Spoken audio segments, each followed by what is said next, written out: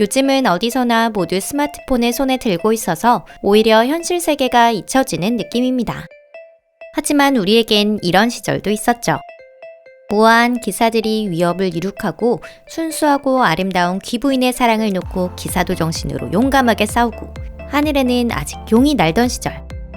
멋지고도 낭만적이었던 중세 시절 말이죠. 여러분 안녕하세요.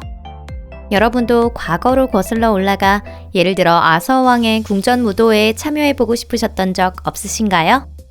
다만 그 시대는 암흑시대라고도 불립니다. 혹시 중세시대의 삶이 그다지 유쾌하지 않았던 게 아닐까요? 다행히 상상 속에서 그 시대로 가서 전형적인 중세의 삶을 체험하는 것은 언제든지 가능합니다. 그럼 타임머신에 연료를 충전하고 출발할게요.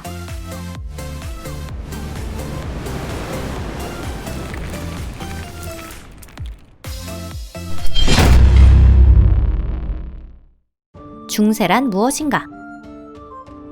시작하기에 앞서 우리가 앞으로 갈 행선지에 대해서 간략히 설명해 드릴게요. 중세는 유럽 역사의 5세기부터 15세기까지의 기간으로 고전 고대와 근대 역사 사이의 기간을 말합니다. 중세는 476년 서로마 제국 붕괴로 시작하지만 그 시대에 태어난 사람들이 일시에 중세의 특징을 모두 갖추게 된 것은 아닙니다. 의식의 변화를 단계적으로 거쳐왔고 최종적으로 그 시대의 특징이 나타난 것인데요. 그 중에서 가장 큰 영향을 미친 것은 바로 신앙심이었습니다. 교회가 앞장선 사회에서는 우리가 사는 현세는 영원한 내세에 대한 준비 기간에 지나지 않는다고 여겼는데요. 중세의 사람이 모두 성경에 정해진 진리대로 살았다고도 말할 수는 없습니다.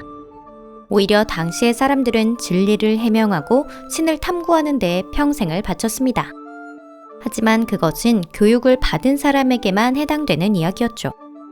그 당시의 사회는 확실하게 계급이 나뉘어 있었습니다.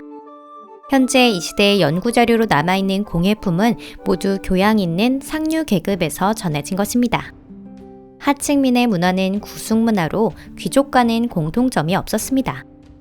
예술가는 작품에 자신의 이름을 남긴다는 인식이 없었기 때문에 중세에서의 예술은 모두 익명으로 제작되었습니다.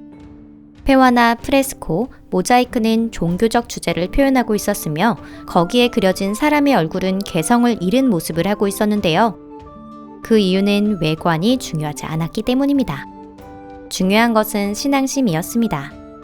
중세의 사람에게 있어서의 이상적인 모습은 성인군자였고 그 성인이 될 수 있는 존재는 죽은 사람뿐이었죠. 이 때문에 당신은 독특한 가치관으로 삶을 살고 있었습니다.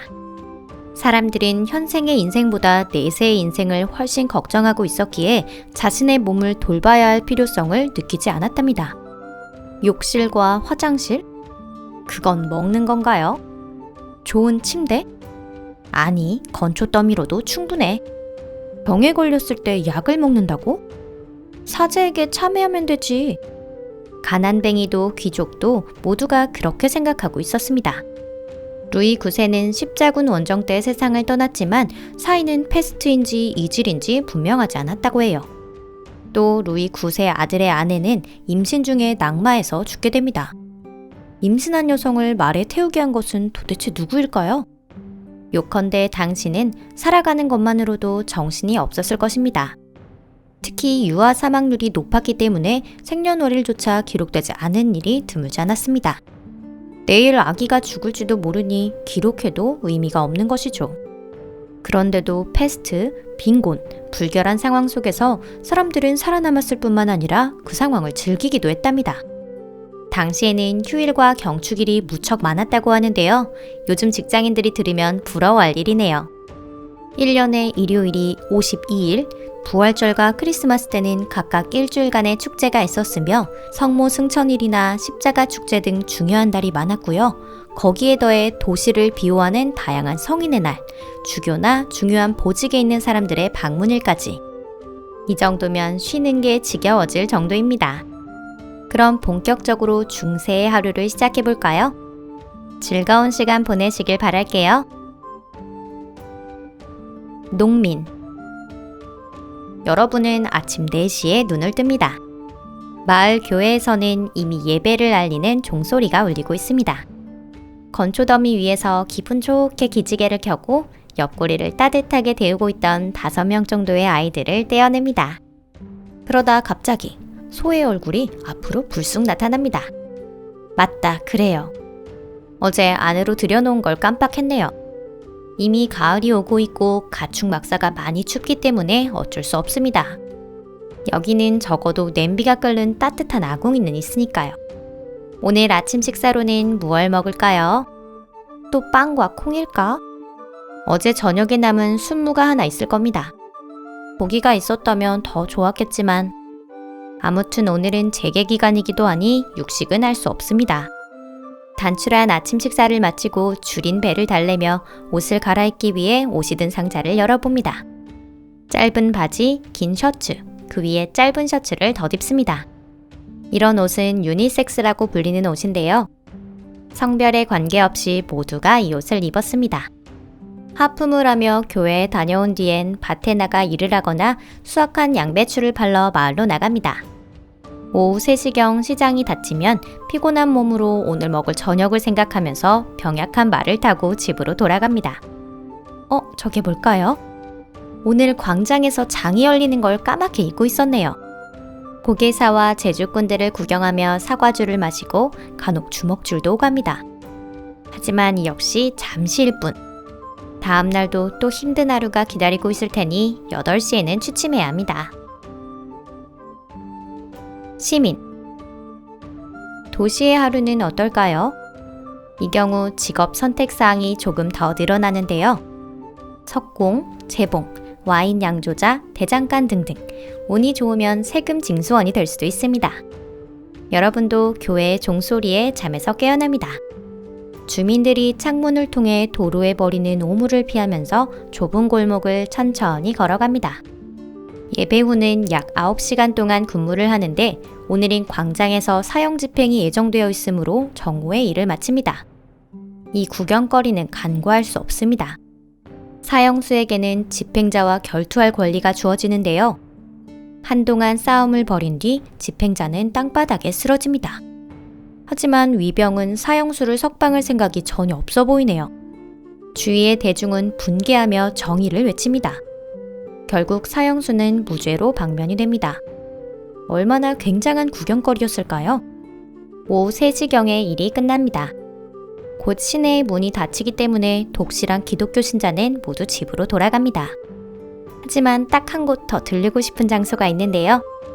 바로 술집이죠. 맥주를 한 잔 마시고 주사위 놀이를 합니다.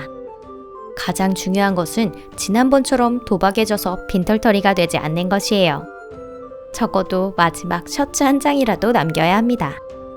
그런데 함께 주사위를 하는 교활한 상인은 어디로 보나 사기꾼 같네요. 상인의 주사위가 항상 같은 면을 향하고 있으니 아마 조작된 것 같아요. 이런 땐 주먹을 한번 날려줘야겠죠? 주먹을 몇 번 휘두르고 눈 밑에 멍을 자랑스럽게 빛내며 집으로 돌아갑니다. 귀족. 만약 금수저 집안에서 태어나 어딘가에 귀한 사람이 되었다면 어떨까요? 이번에도 빨리 일어나서 하루를 시작해보죠. 아쉽지만 매우 부유하더라도 가난한 사람과 마찬가지로 치약은 없습니다. 괜찮아요. 식사 후 와인 한 모금 하는 걸로 칫솔질을 대신할 수 있으니까요. 오늘은 왕이 성에서 환영회를 개최하므로 복장을 완벽하게 갖춰야 합니다.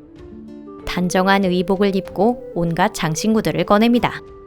남성은 장갑을 잊으면 안 됩니다. 갑자기 누군가의 얼굴에 장갑을 던지며 결투를 신청하게 될지도 모르니 말이죠.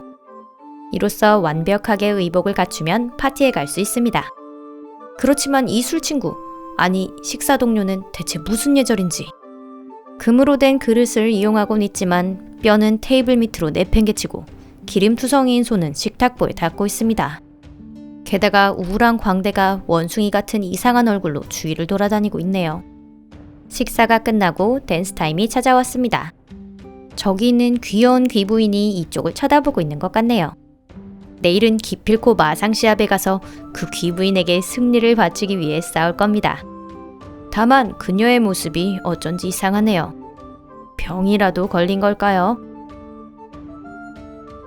시간이 참 빠르네요. 역시 그 시절은 정말 좋은 시절이었습니다. 그리고 경기도 물론 재밌었고요. 하지만 흑사병이 유행하기 전에 21세기로 돌아오는 게 좋겠죠. 시청해주셔서 감사합니다. 어쨌든 중세를 체험하기에는 이 정도 거리가 딱 좋은 것 같네요. 인터넷이 있고 구글에서 검색도 할 수 있으니 정말 다행인 세상입니다. 또 모두 스마트폰에 몰두하고 있네요. 뭐 어쩔 수 없는 일이죠. 그럼 다음 영상에서 뵙겠습니다. 안녕히 계세요.